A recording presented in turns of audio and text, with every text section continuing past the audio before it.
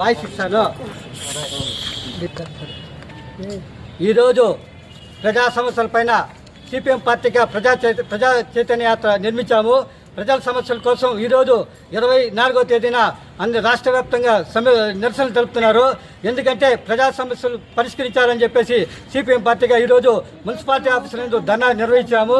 ఎందుకంటే ఈ కాలనీలో సమస్యలు ఎక్కువ ఉన్నాయి. గంటావూరు కాలనీలో కానీ, ఇంద్రమ్మ కాలనీలో కానీ, గద్దూరు కాలనీలో కానీ, టీఎస్ అగ్రహారంలో కానీ, ఆర్కే స్ట్రీట్లో కానీ ప్రజా సమస్యలు ఎక్కువ ఉన్నాయి. ప్రజా సమస్యలు పరిష్కరించాలని చెప్పేసి ఈరోజు సిపిఎం పార్టీగా మేము డిమాండ్ చేస్తున్నాము.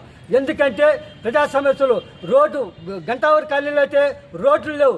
రోడ్డు నిర్మిస్తానని చెప్పేసి అక్కడ మట్టిని తవ్వేసి లోతు 2 కిలోమీటర్ల లోతుంది, 2 అడుగుల లోతుంది.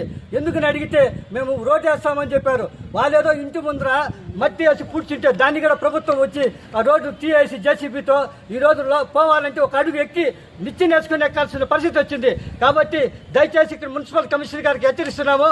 ఆ రోడ్డు చూసి దాన్ని పూడ్చాలా లేదా రోడ్డు వేయాలని చెప్పేసి నిర్మించాలని చెప్పి సందర్భంగా తెలియజేస్తున్నాము. అదే ఇందిరమ్మ కాలనీలో లాస్ట్ చివరిలో ఉన్నటువంటి అక్కడ స్తంభాలు లేవు, కరెంటు లేవు, గుంతలు మెట్టలుగా ఉన్నాయి. రాత్రి పూట పోవాలంటే పాములు తేళ్లు ఉన్నాయి. భయపడేసి ఇళ్లలో ఉన్నారు. ఇప్పట్లో వారు కూడా వచ్చారు లబ్ధిదారులు. వాళ్ళు కూడా చెప్తున్నారు సమస్యలు చాలా ఉన్నాయి సమస్యలు.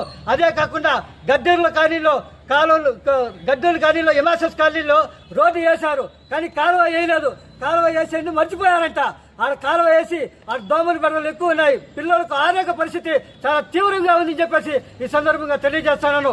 అదే గద్దూరు కాలనీ కానీ, ఇంద్రమ్మ కాలనీ కానీ, టీఎస్ అగ్రహారం అయితే ఇంకా చాలా దారుణంగా ఉంది. కాబట్టి గద్దూరు కాలనీలో ఉన్న సమస్యలను, ఇంద్రమ్మ కాలనీలో ఉన్న సమస్యలను వెంటనే పరిష్కరించాలని చెప్పేసి మేము సిపిఎం పార్టీగా డిమాండ్ చేస్తున్నాము.